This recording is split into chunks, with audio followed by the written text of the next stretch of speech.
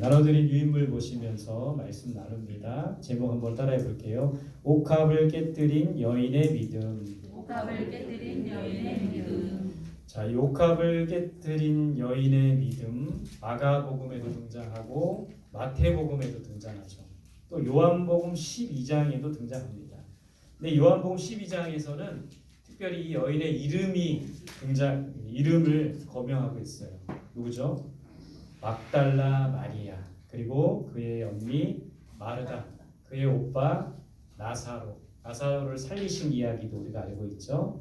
그래서 이 옥합을 깨뜨린 여인을 통해서 우리가 또 어떤 믿음을 가져야 되는지, 또 이 여인이 또 예수님께 무엇을 드렸는지 좀 살펴보는 그런 귀한 시간이 될 수 있기를 바랍니다.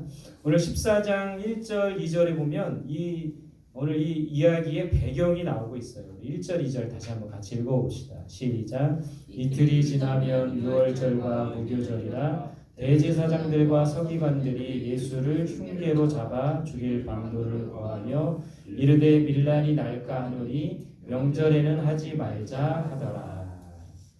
자, 오늘 이 본문의 배경을 보면 첫 번째는 거의 가로놓기를 해보는 겁니다. 며칠이 지나면 이틀이 지나면 유월절과 무교절이다. 그러니까 예수님이 돌아가신 그 절기가 바로 이 유월절, 무교절 요 시기라는 거예요. 유월절은 어떤 절기입니까? 출애굽 사건을 기념하는 절기예요. 이스라엘 백성들이 이제 애굽에서 나오기 전에 유월절 양을 잡아서 그 문설주에 그 피를 발라서, 유월이라는 말은 건너가다라는 말이에요.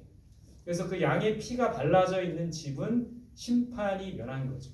그러니까 이스라엘 백성들의 집은 심판이 면하고, 그리고 그 애굽의 그 집들은 심판이 임한 거. 어떤 심판입니까? 첫째 아들이 죽는 그런 심판이었던 거죠. 그래서 이 출애굽 사건을 기념하는 유월절, 날짜로 하면 1월 14일입니다. 무교절은 무교병을 먹는 절기예요. 출애굽 전날 이스라엘 백성들이 양과 함께 무교병, 누룩이 없는 떡을 먹은 것을 먹고 출발을 했던 겁니다. 그래서 이스라엘 백성들은 1월 14일 유월절과 1월 15일부터 7일간 이 무교절 절기를 지켰던 거예요. 이스라엘 백성들에게는 바로 이 절기와 이 날이 구원의 날이라는 거예요. 근데 그런 날 예수님께서는 돌아가셨다는 겁니다. 죽으셨다는 거예요. 근데 예수님의 죽으심은 곧 뭡니까? 온 백성들을 구원하는 날이었다는 것이죠.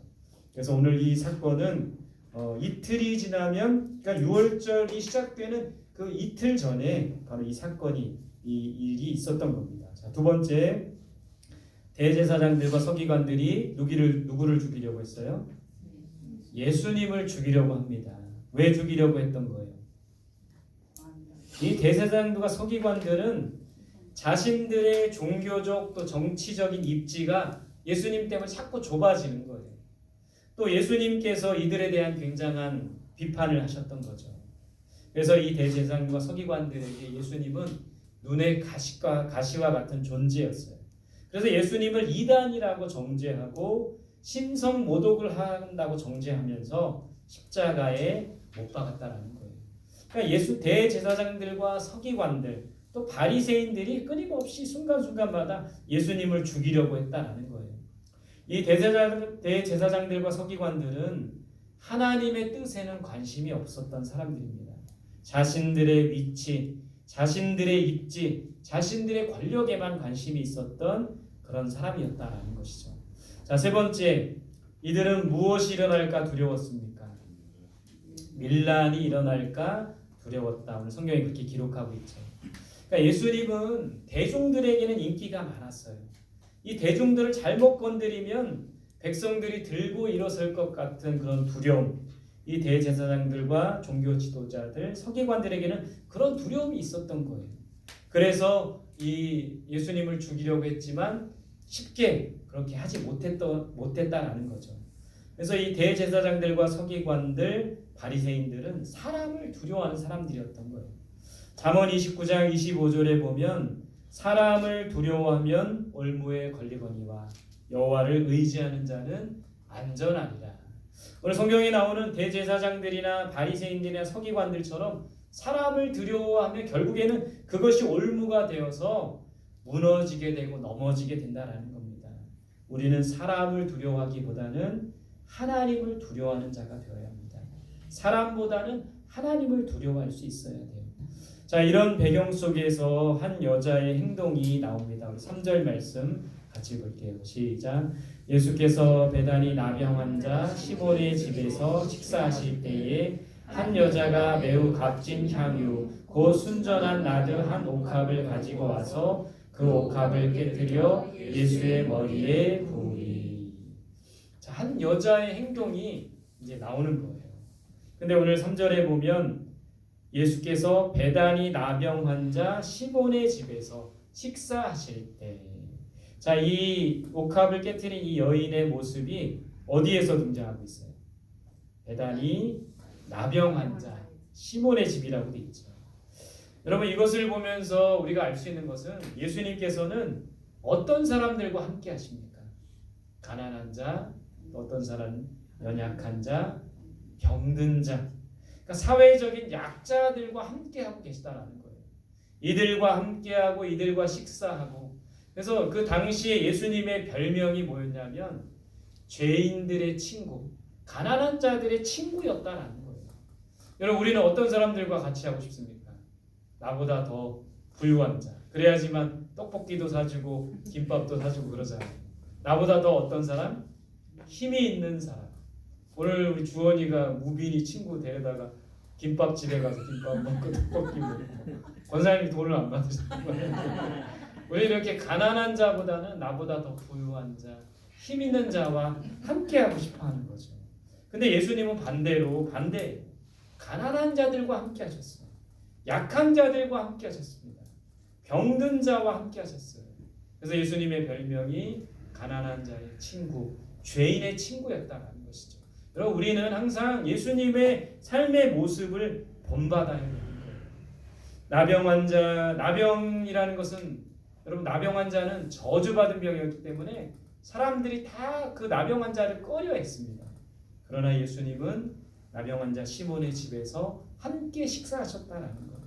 그럴 때 어떤 일이 일어났습니까? 첫 번째 보면 매우 값진 향유 옥합을 가져왔어요. 예수님께.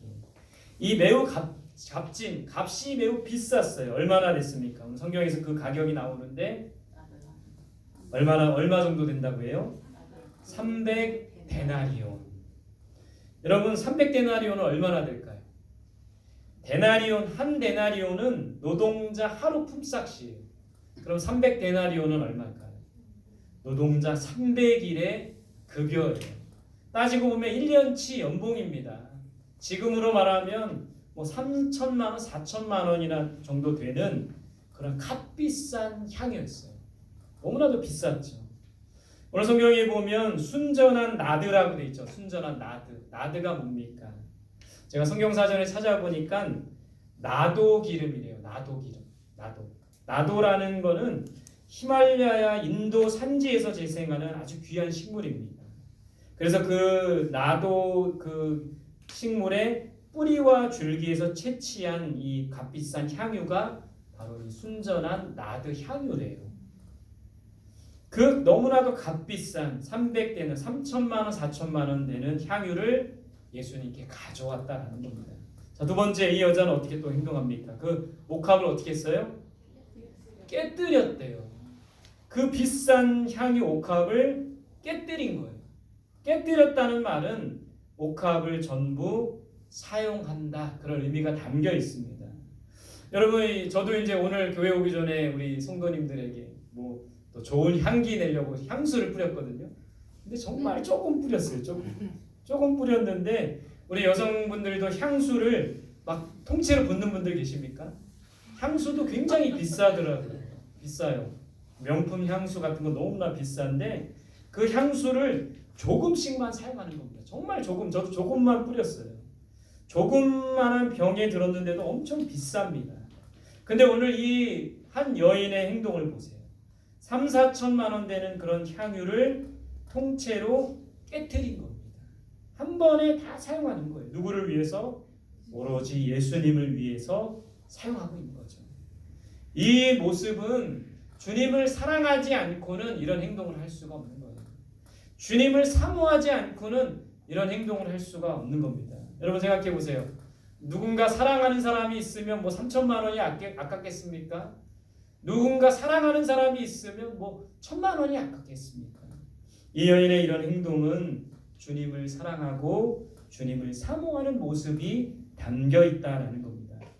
자, 세 번째, 이 여인이 옥합을 깨뜨려서 어떻게 했습니까? 예수님의 어디에 부었어요? 머리에 부었다. 왜 머리에 부었을까요? 마태복음 26장에서도 머리에 부었다고 합니다. 근데 요한복음 12장에 보면 어디에 부었대요? 발에 부었대요. 발에 붓고 머리털로 그 예수님의 발을 닦았다라고 돼 있어요. 근데 오늘 이 마가복음과 마태복음에서는 머리에 부었는데 머리에 부은 것은 어떤 의미가 담겨 있을까요? 여러분 그 향유 옥합을 머리에 붓면 그 머리에 분 그 향유가 어떻게 될까요? 하고 흐르겠죠. 귀를 적시고 몸을 적시고 발끝까지. 그 양이 얼마나 되는지 모르겠지만 온 몸을 뒤덮는 겁니다. 여러분 이것은 나중에 나오겠지만 예수님이 말씀하셨지만 예수님의 장례를 준비했다고 돼 있어요. 이 향유를 깨뜨려서 온전히 예수님을 위해 부은 거예요. 조금씩 향수도 조금씩 뿌리고 비싸기 때문에 너무나 비싸기 때문에 조금씩 뿌리는데 그 옥합을 깨뜨려서 아낌없이 예수님의 머리에 부었다는 거. 이거는 예수님의 온 몸에 부어서 앞으로 있을 예수님의 장례를 준비하는 이 여인의 모습을 볼 수가 있는 겁니다. 여러분 우리가 주님께 뭔가를 드릴 때 인색하느냐 억지로 드리면 안 돼요. 아낌없이 드릴 수 있어요. 저도 헌금을 할 때 항상 헌금을 할 때 예를 들어 무슨 뭐 추수감사절이나 헌금을 할 때 항상 고민해요.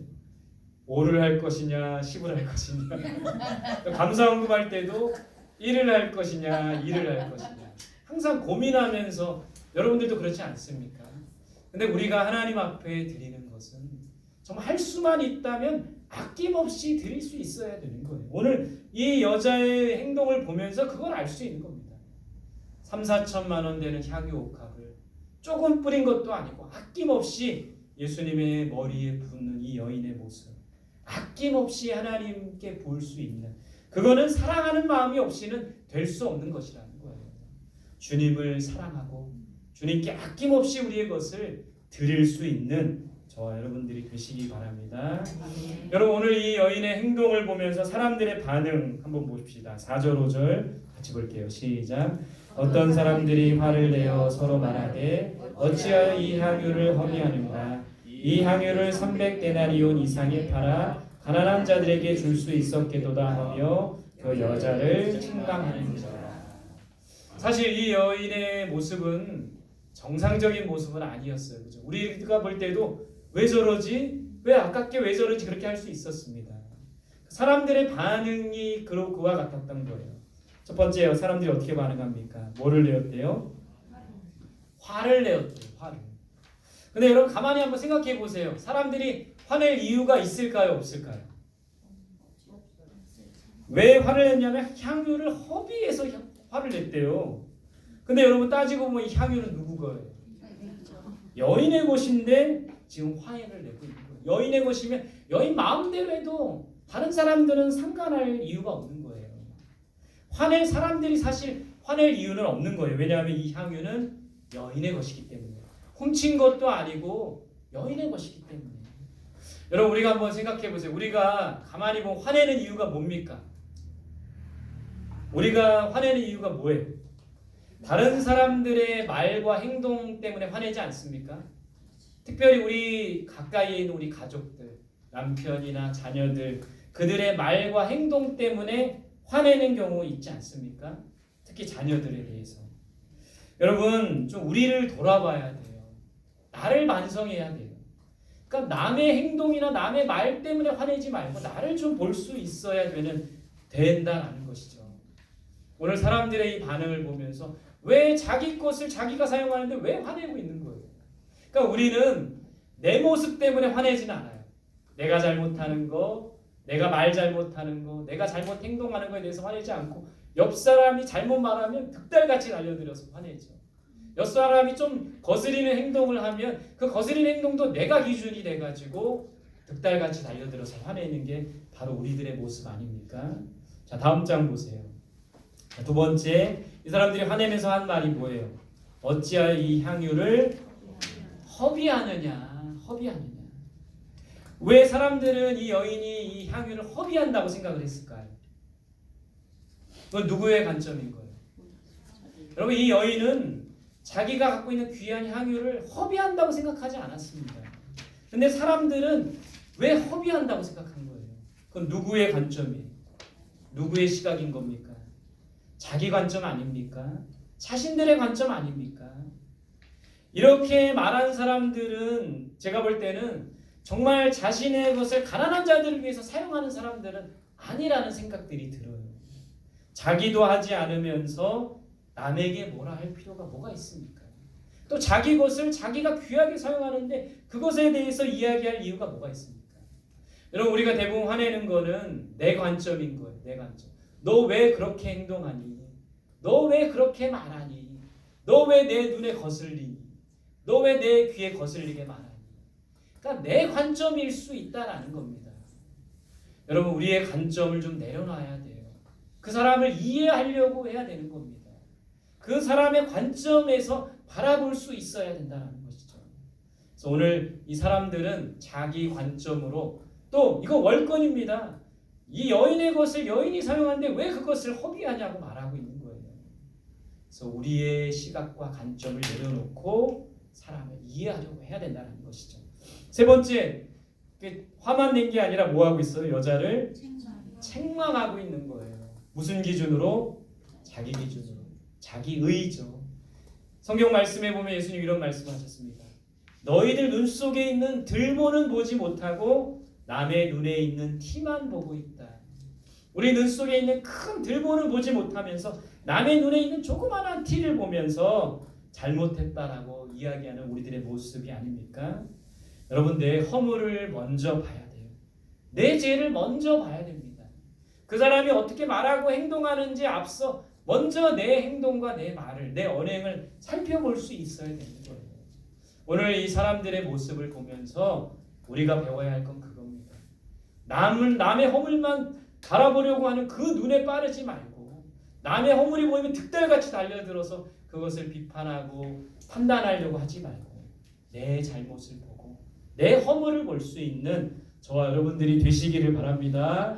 이런 말씀하니까 왜 아이들이 좋아하십니까? 부모님들이 그러세요? 여러분들도 부모님들의 잘못만 보려고 하지 말고 내 잘못을 봐야 됩니다. 내 잘못을 바라볼 수 있기를 바랍니다. 자, 오늘 이 여인의 행동에 예수님의 반응을 한번 봅시다. 예수님 어떻게 반응하셨습니까?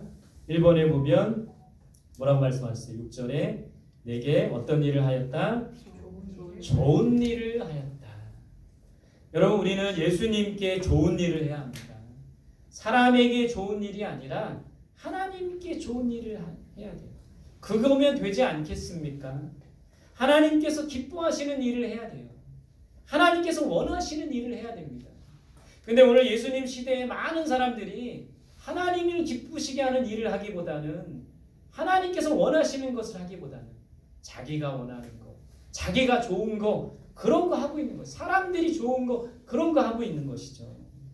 여러분, 우리는 하나님께서 좋아하시는 일, 하나님께서 기뻐하시는 일, 하나님께서 원하시는 일, 그걸 할 수 있어야 되는 거예요. 나 주님의 기쁨 되길 원하네. 찬송하잖아요. 주님께서 좋아하시는 일, 하나님께서 기뻐하시는 일, 하나님께서 원하시는 일을 할 수 있기를 바랍니다.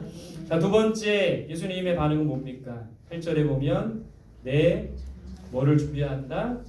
장례를 미리 준비하였다.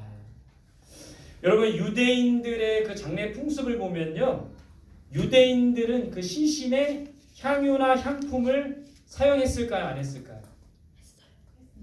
했을까요? 안 했을까요?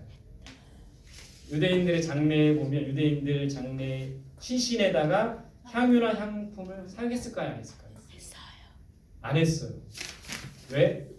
이방 풍습이라고 생각했기 때문에. 근데 오늘 왜 이 여인은 예수님의 그 미리 장례를 준비한 향유를 부은 거죠. 일반인들의 시신에는 향유나 향품을 사용을 안 했는데 왕의 시신에는 향유나 향품을 사용했대요. 무슨 말입니까? 오늘 예수 그리스도는 만왕의 왕이시라는 거죠. 그러니까 이 여인의 행동은 미리 왕 대신 예수님의 그 장례를 미리 준비하고자 하는 그 믿음이 있었던 거라는 거예요. 왕의 시신에는 향유와 향품을 사용했다라고 합니다. 여러분, 예수님은 만왕의 왕이시죠.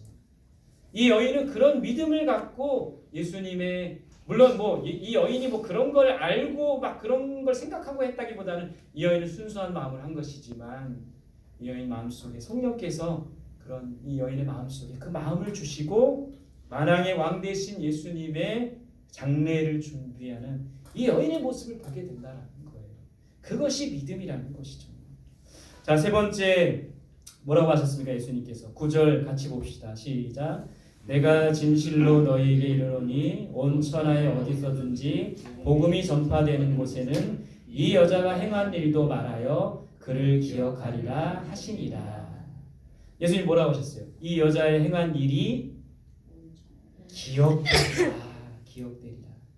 복음이 전파되는 곳에, 온 천하에 어디서든지 복음이 전파되는 곳에 이 여자가 행한 일도 말하여 그를 기억하라. 이 여인을 기억하고 이 여인의 행동을 많은 사람들이 기억하게 될 것이다. 이런 말씀을 하고 계세요.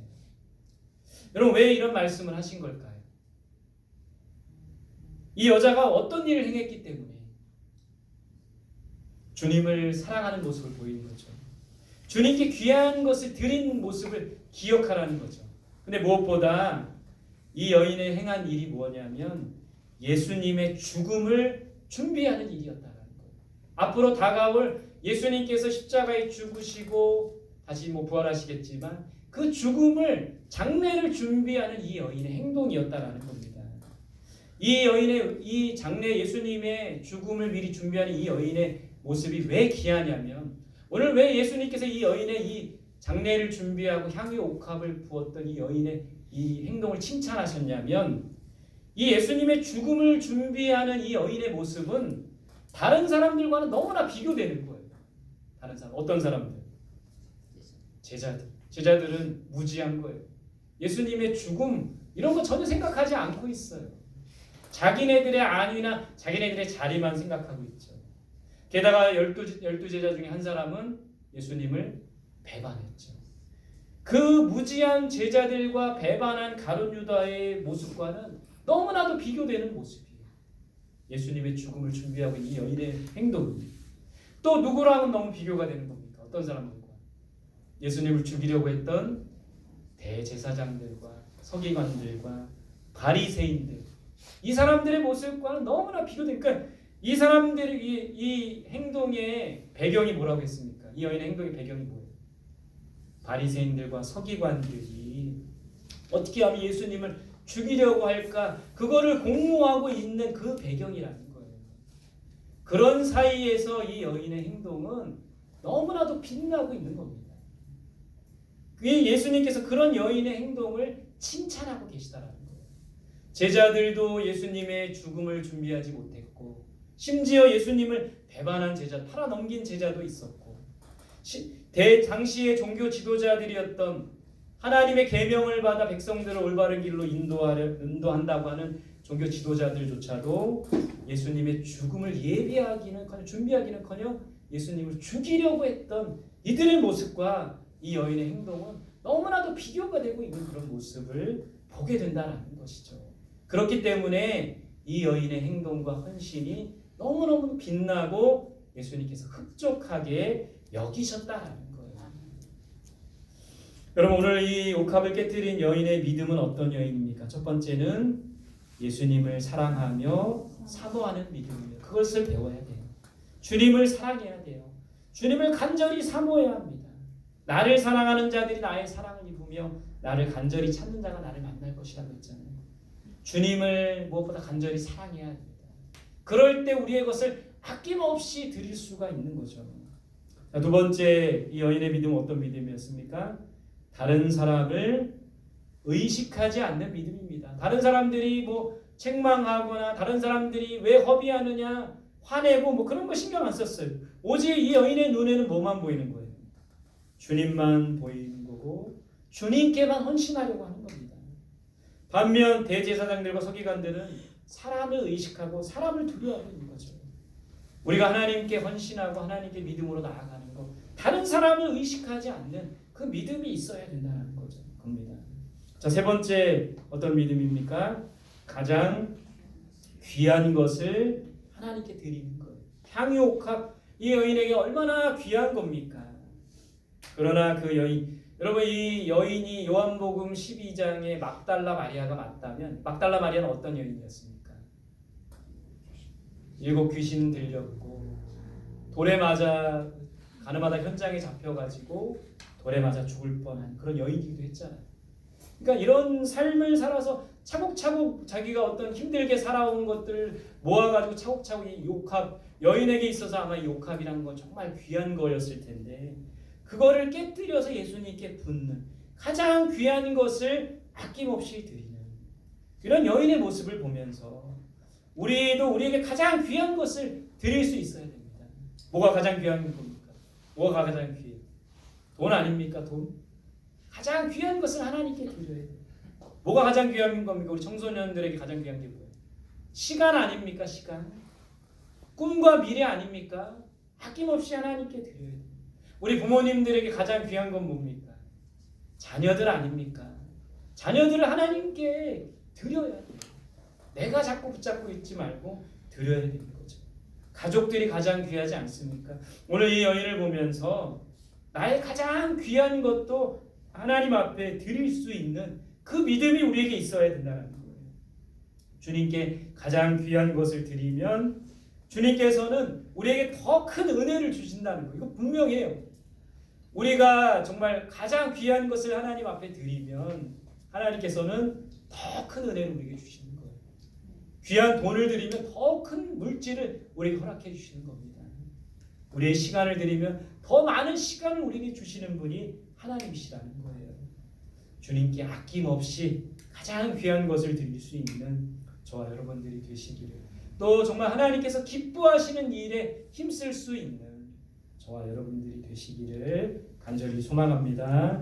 함께 기도하겠습니다. 주신 말씀 붙들고 함께 기도합니다. 첫 번째는 예수님을 사랑하며 사모하는 우리들이 되게 하옵소서. 두 번째는 가장 귀한 것을 하나님 앞에 드리는 그 믿음 갖게 하옵소서. 세 번째는 사람을 두려워하지 말고 의식하지 말고 오직 예수님만 바라보며 하나님만 바라보는 우리들 되게 해달라고 오늘 주신 말씀 붙들고 함께 기도하도록 하겠습니다. 함께 기도합니다.